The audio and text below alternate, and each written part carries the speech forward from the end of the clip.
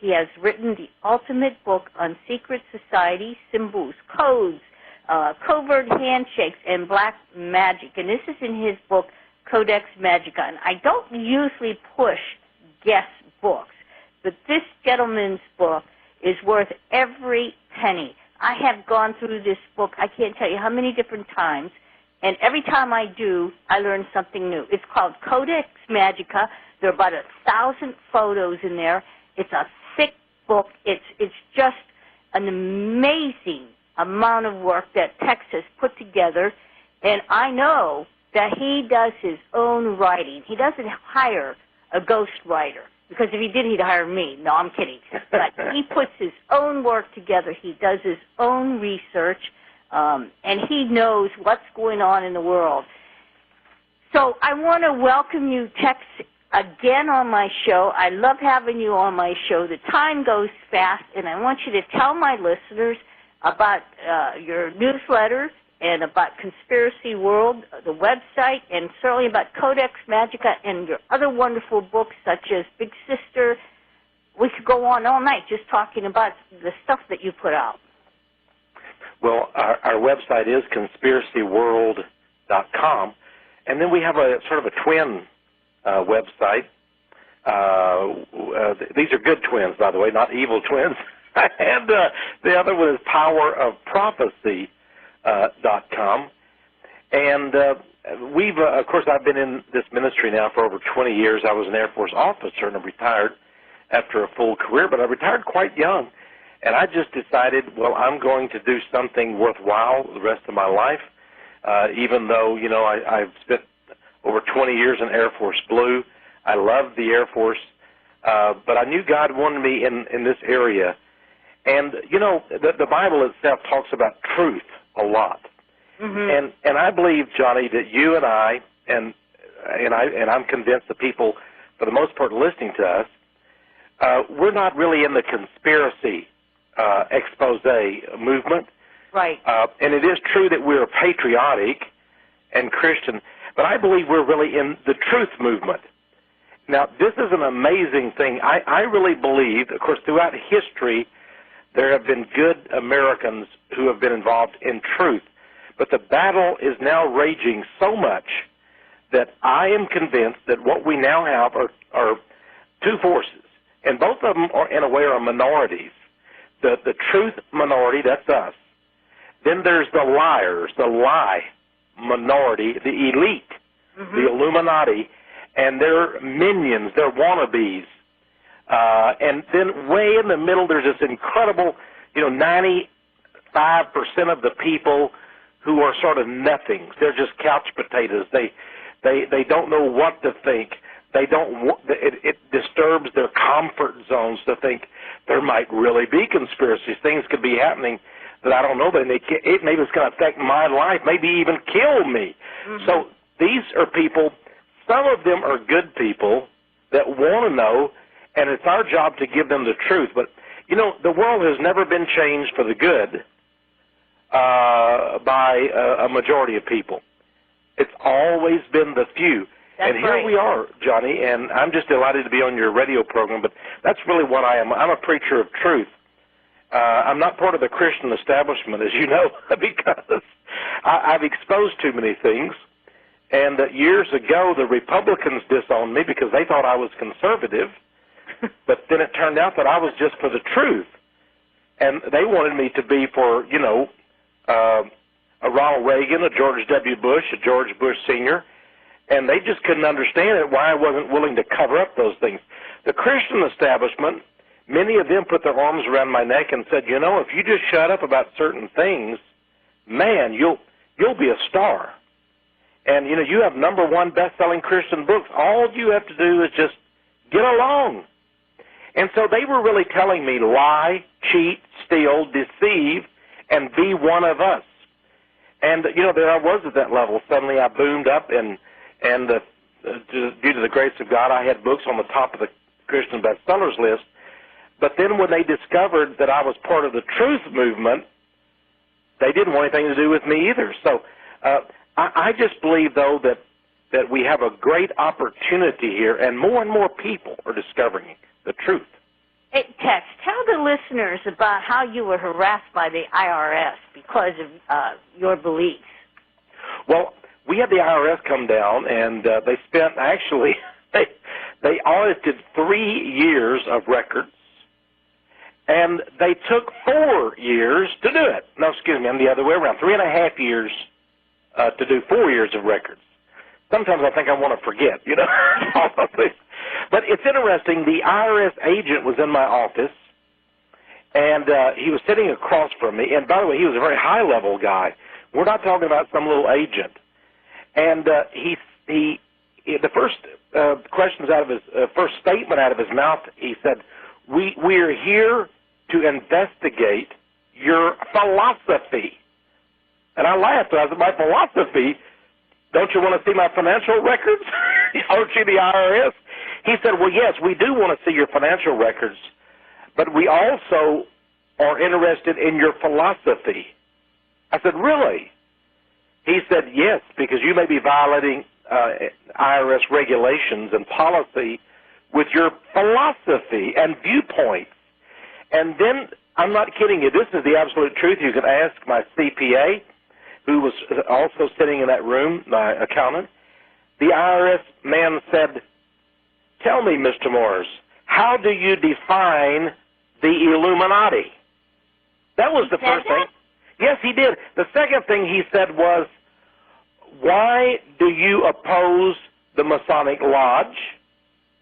And the third thing he said was, "What gives you the right to expose the Vatican?" Now, I found that very interesting. 3 things he asked me about back to back after saying he was there to look at my philosophy and viewpoints. And by the way, the final audit of the IRS, they ended with nothing, absolutely zilch. But they spent all these 3 or 4 years just to intimidate, bully, harass me, and that didn't work, of course. But as my tax attorney put it, it was the IRS's opinion that I shouldn't have an opinion. And that's where the case started and ended. Mm-hmm. They spent, listen to this, they spent about 3 weeks looking at my financial records. And that's what they normally do in an audit, probably a really good one. And they did that, and then they spent years. They wanted all my books, all my radio program tapes, all my newsletters, every letter that I had, sent on a policy nature, which I refused to give them. They asked for my mailing list. I refused to give them that, and they knew they couldn't get it in court, so they quit that. But everything, they wanted to know who I'd had as guest on my radio program, wanted a complete list of all my guests, radio tapes of them. They wanted every video I had done, every video I'd been a guest. They wanted to know every radio program I had been a guest of, like the Gianni Hayes show, perhaps, which I wasn't a guest of at that time. And so all of these things, and just to harass, intimidate me, and these people are monsters. They're monsters. You are a Christian, and you were standing up for what was right, and they did not like the fact that you were telling the truth about the Illuminati, the Freemasonry, and the elite and whatnot, right? Absolutely. And the man asked me, "What gives you the right?" And I grabbed my Bible. It was on my desk, and I said, "Would you like me to read to you the verses that give me the right?"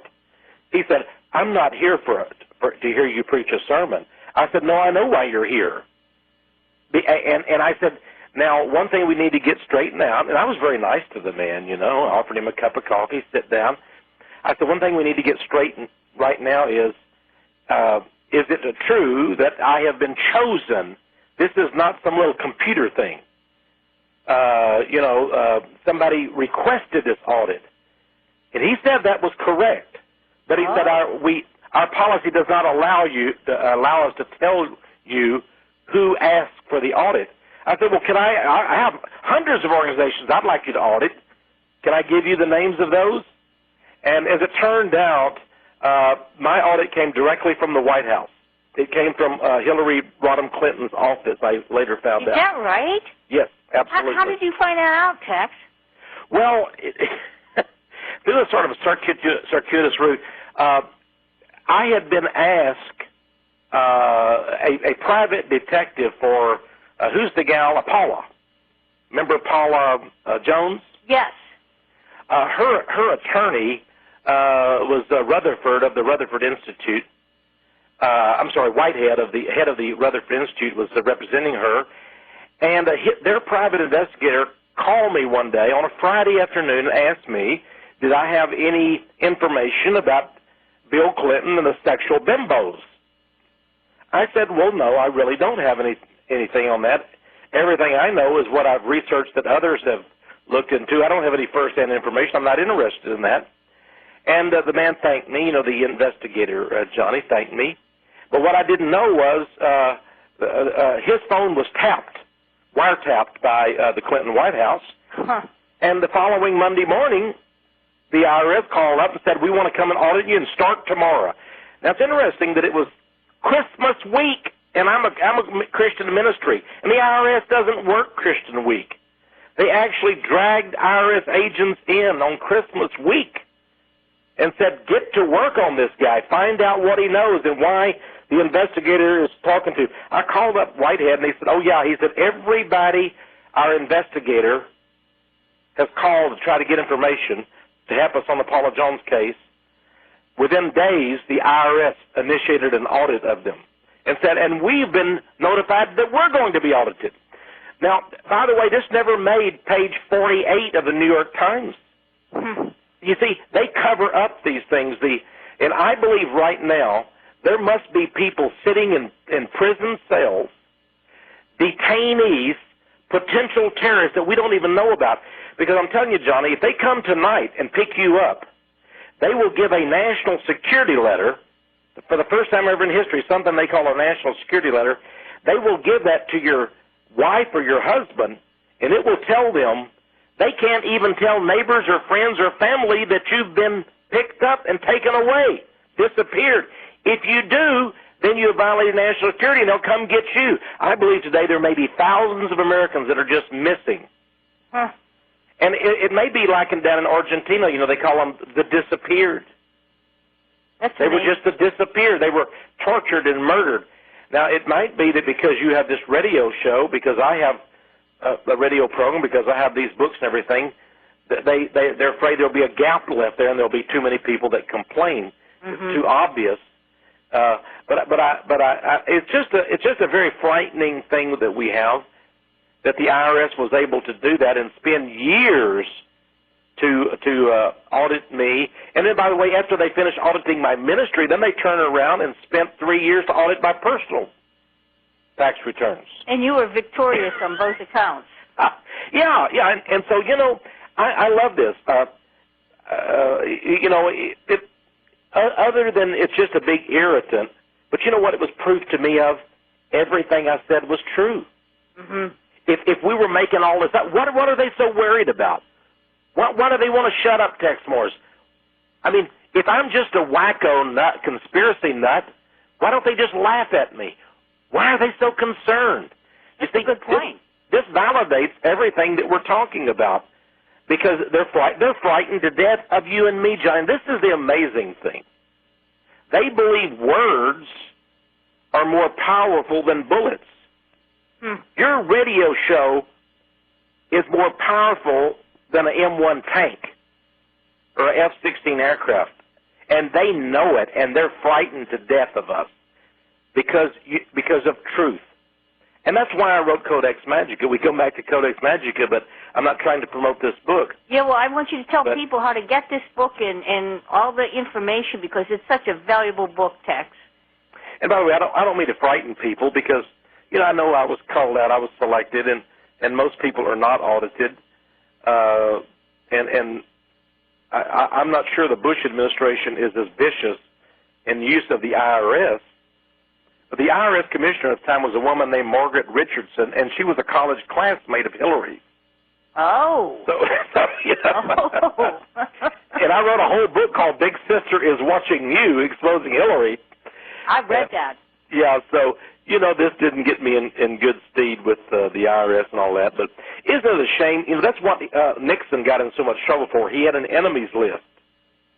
And they said that they were afraid he was going to use the IRS to go after his enemies, although there's no proof that he did. Mm-hmm. But there's a lot of proof that Clinton did, and I would be surprised if Bush hasn't too. Mm-hmm. So again, we're moving deeply into the morass of a police state. Oh, and, without a doubt. And I wanted to show people, listen, folks, this is true.